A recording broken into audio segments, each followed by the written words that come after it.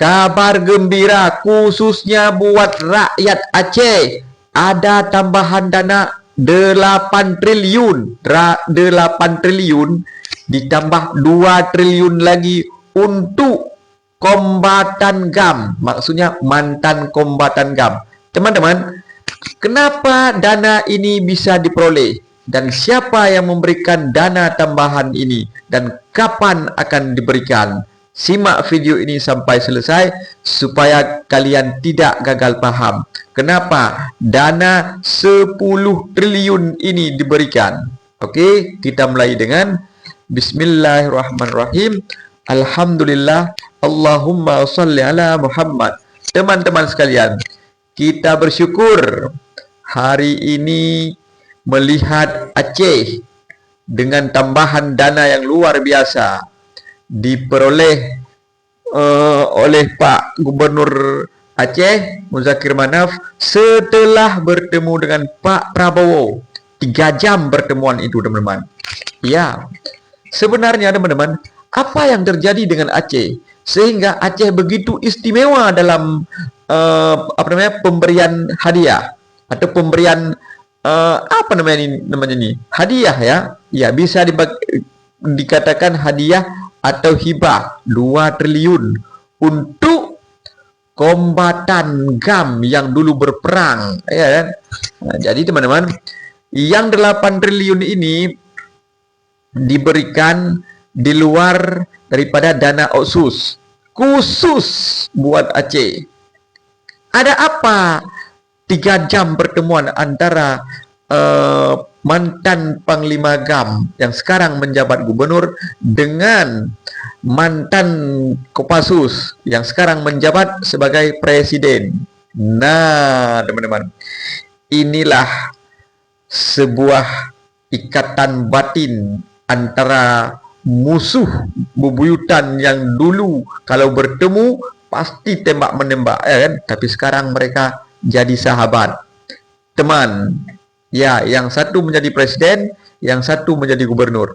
Teman-teman sekalian, mungkin ini terdengar agak konyol kalau saya mengatakan ini adalah bahasa politik tinggi yang dimiliki oleh petinggi-petinggi militer. Artinya, 2 orang sosok yang dulu berlawanan, RI dan GAM, ya kan, sama-sama panglima nih, sama-sama petinggi nih.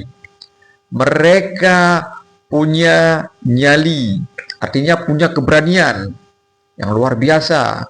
Dan mereka sekarang duduk sebagai pemimpin bisa merasakan kegelisahan yang terjadi kepada bawahannya. Artinya anggota-anggota mualim dulu sekarang menjadi gubernur, dia jadi kombatan yang sekarang bekerja untuk KPA dan sebagainya. Pokoknya kombatan-kombatan GAM lah yang dulu berperang.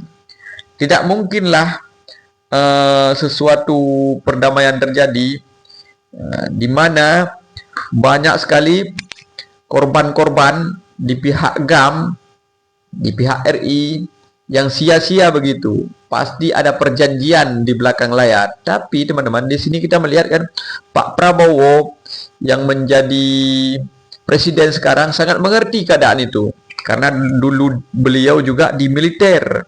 Jadi ketika mualim petinggi GAM, panglima yang menjabat gubernur bertemu dengan presiden, ini klop, teman-teman, klop, pas. Kenapa? Ini coba bayangkan, teman-teman. Ini Pak Mualim ngomong, ya kan, ini coba Pak Presiden, ini pasukan-pasukan kita ini kan darahnya panas, jangan sampai nanti memberontak lagi. Bagaimana kita ini?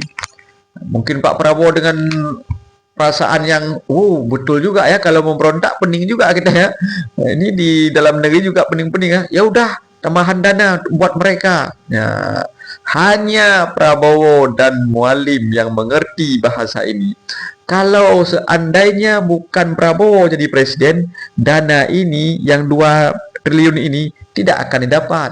Kenapa? Karena mereka menganggap yang sudah terjadi ya sudahlah, ya kan? Mereka belum pernah berperang dan merasakan bagaimana ketakutan ketika mendengar dentuman senjata bung bung bung bung. Teman-teman. Jadi sesama mereka sangat mengerti bahwa mereka bertaruh nyawa, berperang.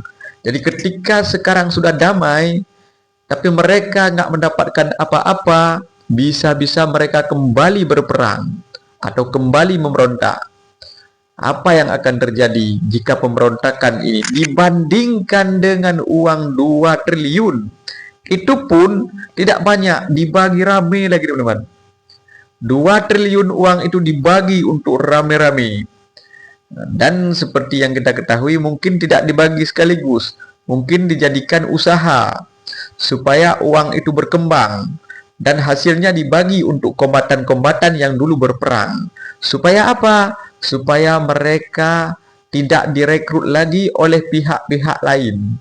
Artinya, mereka yang punya pengalaman tempur akan direkrut, akan diberikan masukan-masukan, yuk kita perang lagi aja. Untuk apa juga damai? Toh kita nggak dapat apa-apa, kita capek dulu berperang. Tuh teman-teman, bahasa antara mereka berdua, antara Mualim dan Prabowo yang bisa mengerti ini. Makanya dana ini diberikan karena kita bisa melihat di TikTok atau di apapun itu teman-teman, ini masih ada keruh suasana yang merasa ingin berkuasa atau menggulingkan kekuasaan Mualim. Artinya pasukan-pasukan Mualim akan diambil oleh orang lain untuk memberontak lagi. Ini bahaya ini. Jadi 2 triliun itu untuk memperkuat anggota-anggota Mualim supaya tidak memberontak lagi. Dipahami di sini teman-teman kan? Nah, jadi teman-teman 2 triliun itu terlalu sedikit dibandingkan terjadi pertempuran yang membuat nyawa-nyawa prajurit TNI melayang gara-gara 2 triliun. Jadi buat Prabowo 2 triliun itu tidak banyak. Daripada bikin sibuk presiden ya kan. Tapi seandainya Presiden Prabowo tidak menjadi presiden, ini bahaya teman-teman. Percuma Mualim mantan petinggi GAM ngomong dengan orang yang tidak mengerti militer.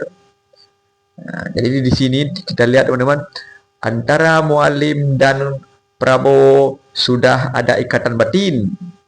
Jadi kita tunggu kapan diberikan ini, nanti di 2026. Ya, Prabowo menjanjikan di 2026 dan dana Otsus yang akan berakhir di 2027 apakah akan ditambah lagi atau diperpanjang? Saya rasa iya, dana Otsus juga akan diperpanjang mengingat kondisi Aceh yang lagi diperkeruh. Jadi Presiden di sini melihat ini tidak bagus kalau dana Otsus kita hentikan karena Aceh yang dulu kaya raya sekarang hasil alam dibawa ke pusat, wajar kalau mereka menunduk. Jadi teman-teman di sini kita lihat kebijakan Pak Presiden dan saya di sini mengatakan bahwa dana Otsus itu tidak seberapa dibandingkan kekayaan alam Aceh yang diberikan ke Indonesia. Jadi sangat wajar itu teman-teman dana Otsus supaya tidak melebar ke ranah-ranah perperangan lagi, pemberontakan lagi. Jadi teman-teman dimengerti ya kondisi Aceh sekarang yang kadang-kadang kurang baik-baik juga kalau uang tidak ada. Artinya kombatan-kombatan ini mulai berpikir untuk berperang kembali. Tapi ini sudah reda karena ada janji 2 triliun. Oke teman-teman. Jadi teman-teman, kapan akan cair di 2026 dan kenapa diberikan kita sudah jelaskan. Nanti di video yang lain kita akan membahas teknik-teknik yang lain. Dipahami teman-teman ya. Kalian share ini, kalian subscribe supaya tidak ketinggalan berita selanjutnya. Dimaklumi kalau bahasa saya yang baru teman-teman, ya kan? Saya akhiri, wassalamualaikum warahmatullahi wabarakatuh.